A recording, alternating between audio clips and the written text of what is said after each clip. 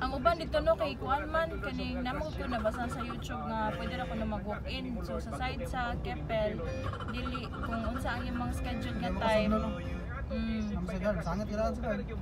Sa ubos palandaan dili na ka pwede nga mo sa ubos palandaan kung tanan na sa guard kung kinsa ang naay appointment o wala. So ang mga companion adto ra sa ubos magpaabot kay naaray appointment ang makasaka sa taas. Pero andito na ay mga waiting area or wa wala sa mga kuan wala wala waiting area. Malagi dili ulay kuyog nga pasublon no.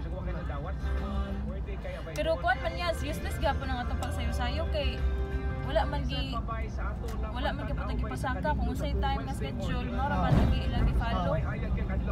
Di para sa uban manggod kay at least before 15 to 30 minutes na lang kaniya. 15 to 30 minutes na lang kun man na pasako naman kay kung sayo-sayo pa kanti ang pagsublon. So mao to.